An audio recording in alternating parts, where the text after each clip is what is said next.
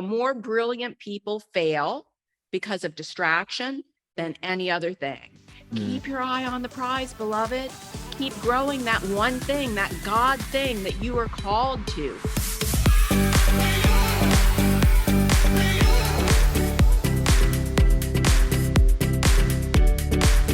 Welcome to episode 1, numero uno, the maiden voyage of the Kingdom Builders Academy podcast. Woo! I'm New York Times bestselling author Tamara Lowe, the founder of Kingdom Builders Academy, here with my co-host, the Bishop of Blueprints, the father of frameworks, the crown prince of conformity to Plan A. He is the epitome of excellence and the president of Kingdom Builders Academy, my beyond brilliant son, Mr. Zack Lowe. Thank you, Coach Tam. Great to be with you guys. For those of you watching the pod today, let me introduce the other blonde bookending the broadcast. She is the architect of analogies, the queen of clever, the prophetess of prayer. She is the sunniest, bunniest beacon of light and love, the vice president of operations for Kingdom Builders Academy with all the sprinkles and glitter. She's my dazzling daughter-in-law, Mrs. Jillian Lowe. Give it up for Jillian. Buckle in and listen in. You're going to get excited and ignited today, because today we're talking about the spiritual secrets of success. So we have secrets, we have spiritual secrets. They are secrets of success. They are biblical. They are rooted in scripture. And we talked about it and we thought, okay, if you were to say the number one secret of success, the number one secret, spiritual secret of success, what would it be? And we each had something different. And so we thought that we would share some spiritual secrets of success today. And they're fundamentally important, and give you some tips and some ideas of how to implement these things. So, Zack Lowe, you're such a leader. I feel like you should start. All right. Well, let's do it. What awesome intros, Coach Tam. If we can have unique intros like that each week, that would be amazing. All right, well, let's start with the spiritual secrets of business success. Excited to dive into this topic, and I think it's pretty cool that we each have different things that come to mind for each of us. Here's where my principle, my secret comes from. I'll give you a little scripture to kick things off. Luke 6:38. Give, and it will be given to you. Good measure, pressed down, shaken together, running over, will be put into your lap. Luke 6:38. Give, and it will be given to you. Good measure, pressed down, shaken together, running over, will be put into your lap. We normally think about this in a monetary perspective, right? We should be generous. We should be giving. And when we give, we're going to get back. But I want to talk about it today in the context of non-monetary gifts, okay? Because speaking of business success here, I think the number one key, right? It's not the only thing, but if I had to pick one thing, this would be my one thing. I think the number one key to building a great business is the product or the service that you provide, right? And it's caveat, it's not going to give your offer. It's not the only key, right? There's other elements that you need to survive, right? Like you need good sales, marketing, operations, and cash flow. But the one thing that I want to highlight as a spiritual key to business success is, what are you giving to people, right? Your product, your service, your offer should be making people's lives better. Because the reality is, like Jesus said, the more you give, the more you're going to get. So really kind of put a different way in the business context, the better you serve, the better your stuff is going to sell, because people want to pay to make their life better. People happily pay to make their life better. I happily pay to make my life better, right? Like, I love paying for a Chipotle burrito.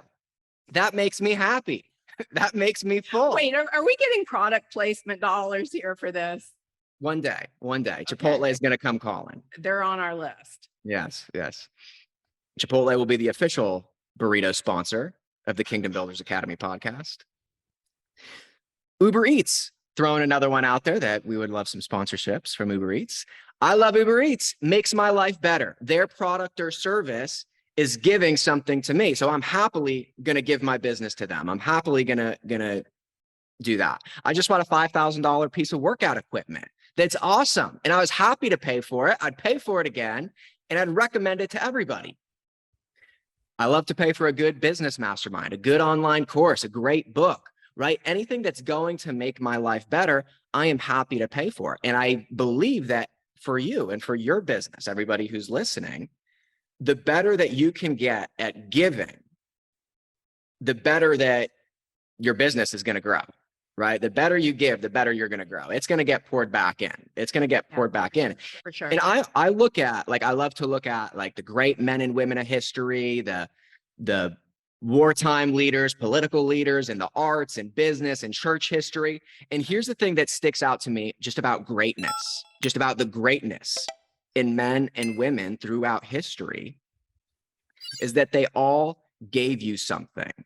They all had something that they got fired up about, that they wanted to give, that they wanted to use a talent or a truth that had the power to transform, right? They have something that made your life better, and they just got really fired up about sharing it. You know, like every, I think, great artist, great musician, great leader, they've got something that they got passionate about giving. And the more they gave, the more their message, their platform, sometimes their business grew. So here's kind of the bottom line that I have for everybody thinking about starting a business, everybody wanting to grow their business, is what do you have that others want, right? If you're thinking about, how do I start my business? I don't know what to do. I don't know what to create. I don't know what kind of niche or what kind of product or what kind of industry. What do you have that others want, right? What can you give that will make someone's life better? And this can be something like my amazing wife. She could build a business on a bunch of different things, right? Just like on her great like energy and positivity, or her relationship skills, right? Maybe you have a happy marriage. You can build a business on that because people will pay to have a happy marriage. Maybe you have kids that have grown up and become successful. People will pay to have successful kids. Like, what can you give that will make people's life better? Could be great health, finances, relationships, knowledge on some certain subject. If you go out and you give, if you just get behind whatever you have, whatever gift mix God has given you, because you got something to give, if you can go out and give and get really passionate about making people's lives better, that's going to build your business, right? Again, it's not the only thing, but I think it's the number one thing. I think it's the primary thing. And it's like Jesus said also, you are the salt of the earth. You are the light of the world. We are supposed to make people's lives better. We're supposed to go out and make a difference, make people's lives better, right? And I think that's in a whole bunch of different ways. It's not just by sharing the gospel. That's the primary thing, right? Is being light and sharing God's light and love. But we can also do that in a variety of other ways, through all the other talents, through all the other gifts, all the other experiences. Mm-hmm. And I think that's our responsibility. I think that's our calling, is to go out and to give something. And when you do that, you do have the opportunity to build a great business, right? And I think it's almost like from faith to faith in a business context. It's like from giving to giving. It's like the beginning and the end of what we do in business is about giving something to make people's lives better. So that was my thing. That first thing that immediately came to mind as a spiritual principle for business success in that verse was Luke 6:38, give and it will be given to you. Good measure, pressed down, shaken together, running over, will be put into your lap. Yes, get good at the give. Love it, Zach. Love it. All right, Sunny Bunny, you're up next. What you got for us? I loved that, Zachy. I loved it.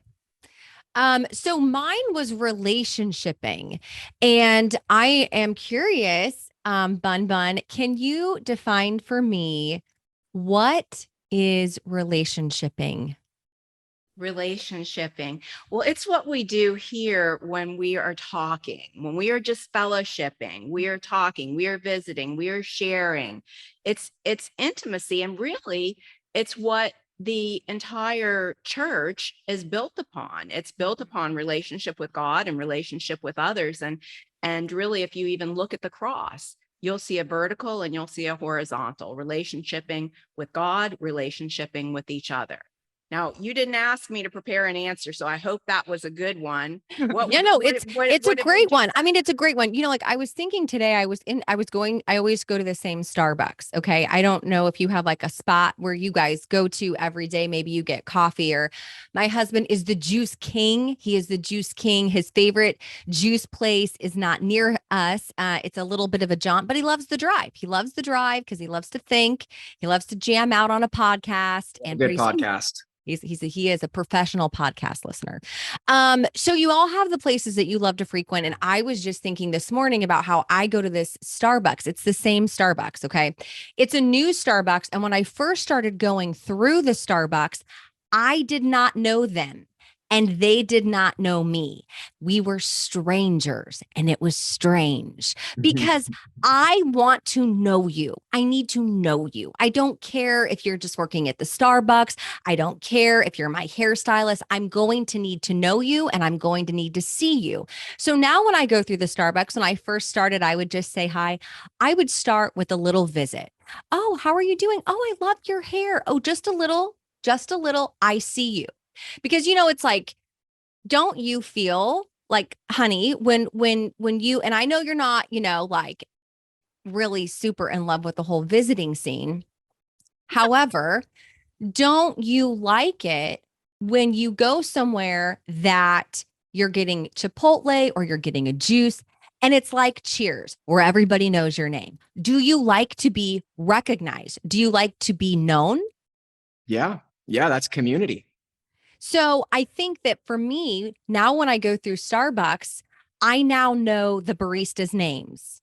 And this is really important, I think, why I would say relationship. I read this morning, it said relationship is the most powerful force in the world.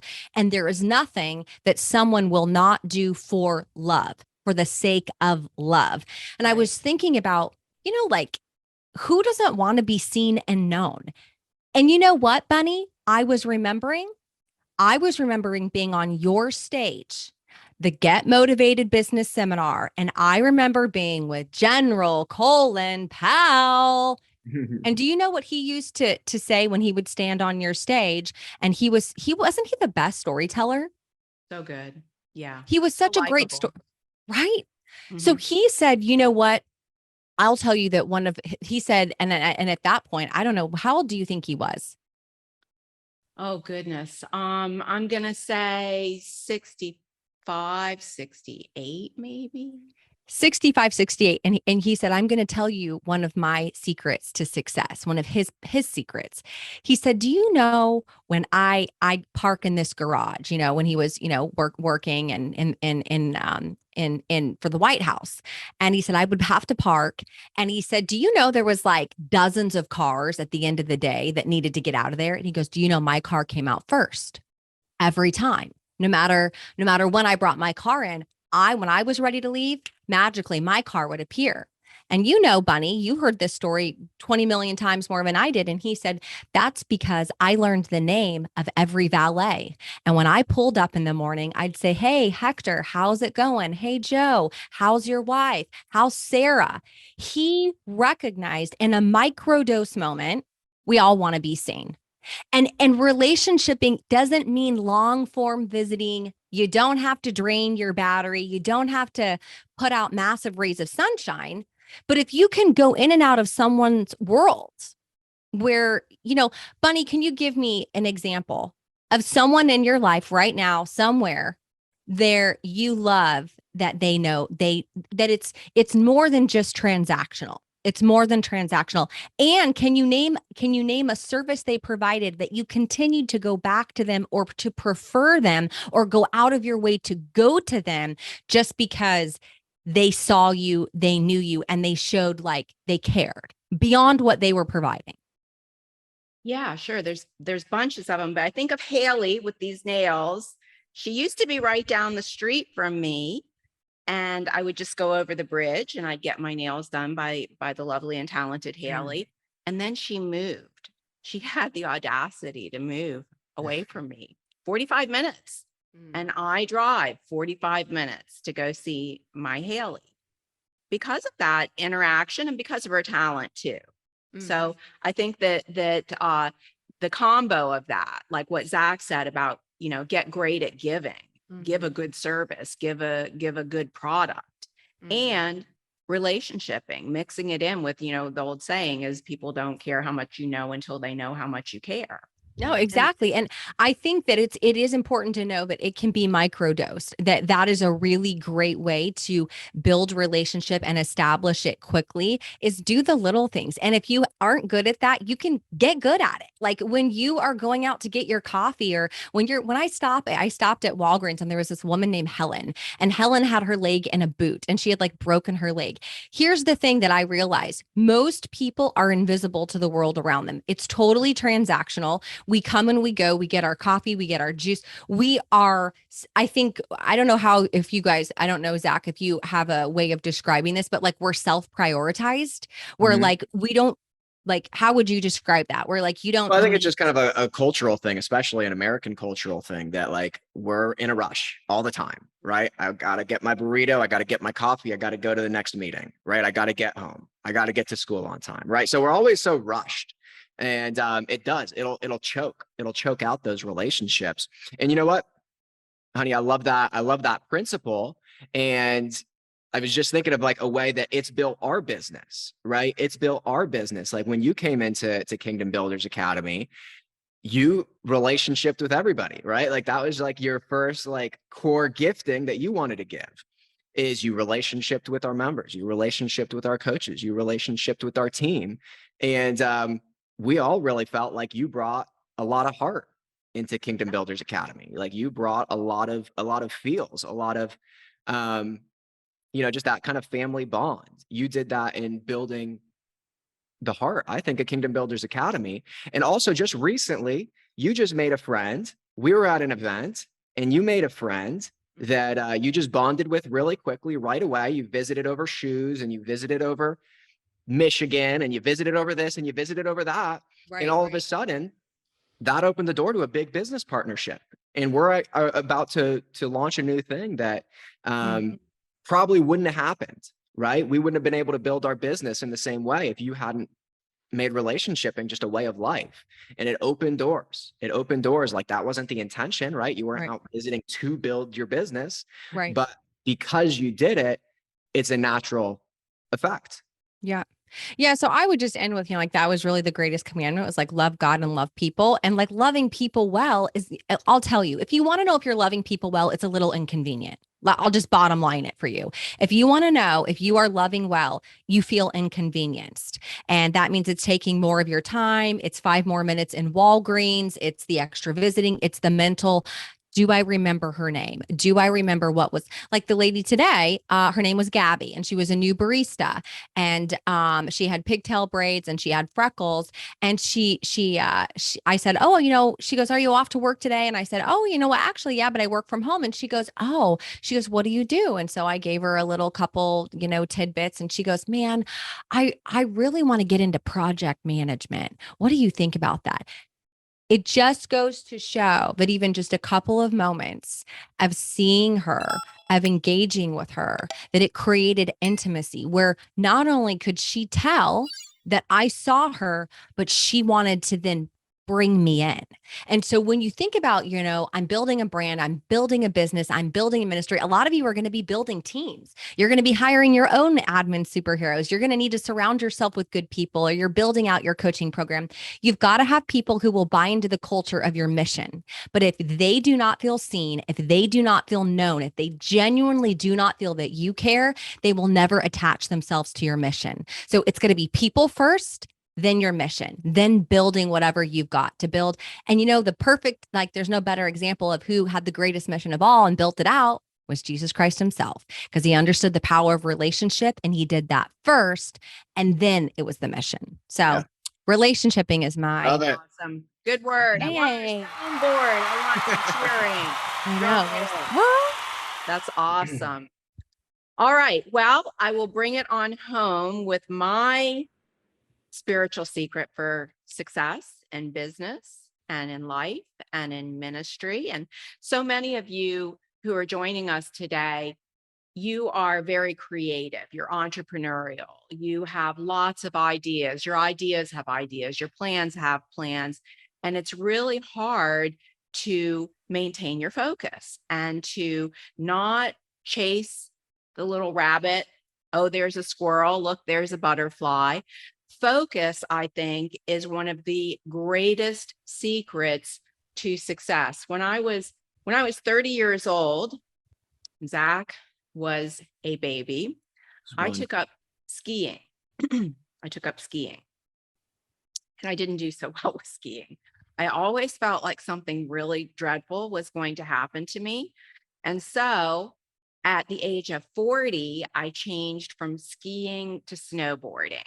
And it felt a lot more comfortable to me, but I was 40 years old. Okay. And so I was nervous, and it took me longer to learn than it probably would if I had started off when I was a teenager or something like that. But I remember my snowboard instructor saying to me, do not look down. If you look down, you'll fall down, because where you look is where you'll go. And that is so true in business and ministry and life. Where you look is where you'll go. And I found out it was true. He said, don't look down the mountain. You want to go straight down the mountain? He said, no, look across the mountain. You'll traverse across the mountain. He said, look in front of that tree, 5 foot in front of the tree. Don't look at the tree because you don't want to hit the tree. And it was like magic. My snowboard just went to that spot. He said, now look across the other side. I looked. My snowboard just followed. Here's what Proverbs 4:25 through 27 says. It says, let your eyes look straight ahead. Fix your gaze directly before you. Ponder the path of your feet. Don't get sidetracked. Don't swerve to the right or to the left. And you know, something that is really detrimental to business people, to ministers, to entrepreneurs, to influencers is what we call SOS. SOS, you know that. It stands for Save Our Ship. We're going down. The ship's going down. But it also means shiny object syndrome. So shiny object syndrome is a continual state of distraction brought on by the ongoing belief that there is something new, there is something better worth pursuing. And it always comes at the expense of what is already planned, what is already underway, what you're already doing. It's going to diminish what you're already doing. So let me ask you to take a little test here, and you can test yourself, okay? So is this true for you? You have a list of business ideas, but very little gets executed. Your list gets longer, but it's not getting executed. You constantly start new goals, but you don't see them through to the end. You frequently jump from one goal to the next rather than sticking to what you're doing until the end. You jump from one money-making idea to another, drawn by the promise of potential gain. Oh, this is what I'm doing. It's going really great. You ought to do it too. Okay, let me do it too. You've started several books and you tinker away at them for years, but you never finish them. You never publish. Or if you do publish, your books don't sell because you don't have a marketing plan and you don't see it through. You keep registering new domain names and launching new websites, but you don't work on building out these sites. You're not working on building out a following for these products. You have a collection of plugins and tools, but you don't actually use them. If you can say yes to a lot of these questions, my friend, you have shiny object syndrome. Can I give you an example? I just have a burning example. First of all, there were so many ouches, and that's me, and triple, quadruple yeses in the chat, Bunny. I'm going to just confess this exact scenario has happened to me. And I'll tell you, it has been with my obsession with skincare products. I cannot even tell you. And I walked in just not even a month ago to this esthetician, and I had 2 big bags tiled. Everything I saw on Instagram, that looks good. I love that ad. That's convincing. I'm going to add that to my skin routine. I had like 47 products. And you know what? My skin was so mad at me. It started a revolt. Like it was totally revolt. My face was revolting against me. And I walked in with all these bags and she goes, what are you even doing? And I'm like, well, I started out with this. And she's like 50 and has like, she's German and her skin is like, and she goes, that was good. And I said, but what about this? This retinol is amazing. Don't forget vitamin C. We need the hyaluronic acid. What about this amniotique? And she just We looked at better me. be getting some really good product placement money really soon. She took the bags and she dumped them right into the trash. And there was this metal gold trash can and she dumped them into the trash. No. And she says to me, she goes, right. So say bye-bye. And then she put like 4 products in front of me and she says, Oh, this that's is so what you need. nice. That's And I so was like, but no, simple. but what about all? She goes, this is actually your problem. You're halfway through this routine. You started that routine. You added these. She goes, you're paying for money. You might as well just flush it down the toilet because you didn't need all those things. It's not helping you. So that whole shiny object syndrome, I will confess, that is like my Achilles heel with skincare. And the thing I was wondering though, okay, are you ready? Why, Bunny? This is what I want to know. And I've never asked this of myself. So I'm scared of what you're going to say. Why do you think my butt cheeks are like squeezing together? Why do you think we get that? Why do you think I cannot just look at my 4 products and be satisfied? Why do you think I'm always like looking to the next thing to add or to replace? Like, why do we get that? Why do we do that to ourselves? That's a great question.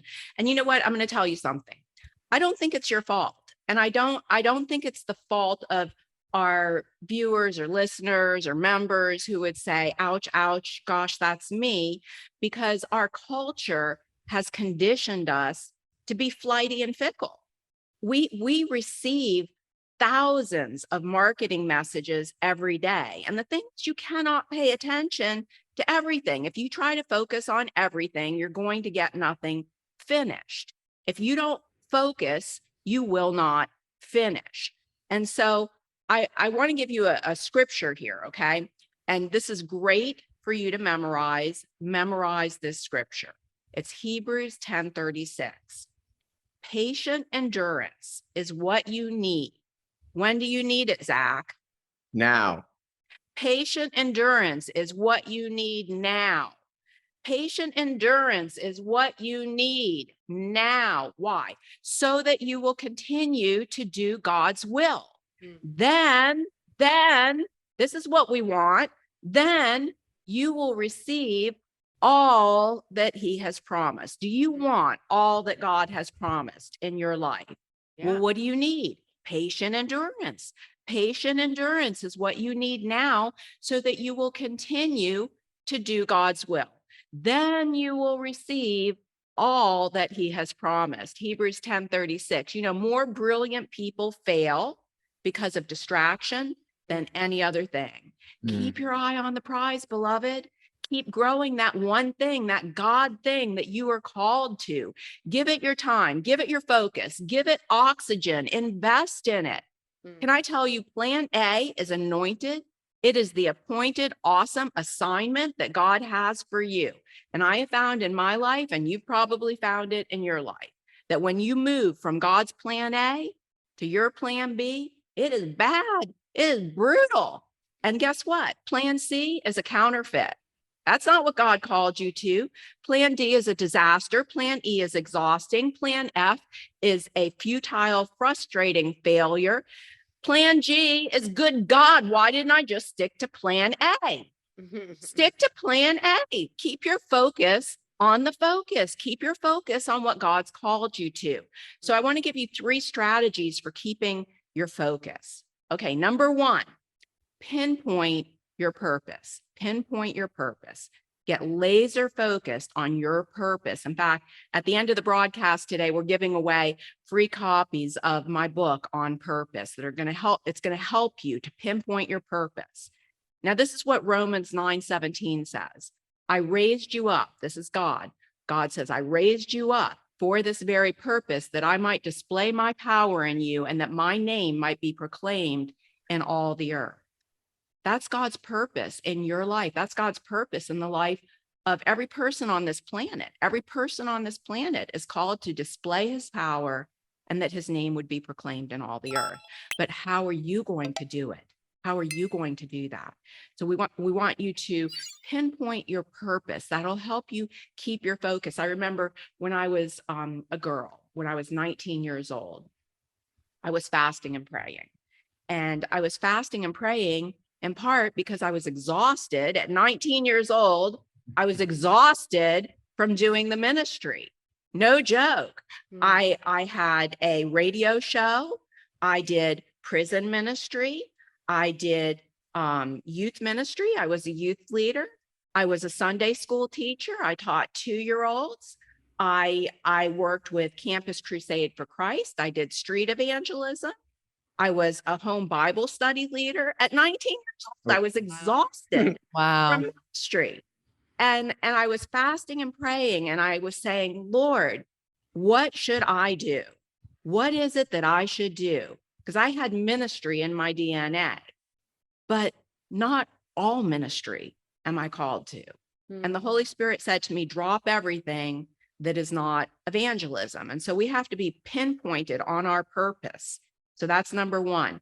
Number two is to follow a proven plan.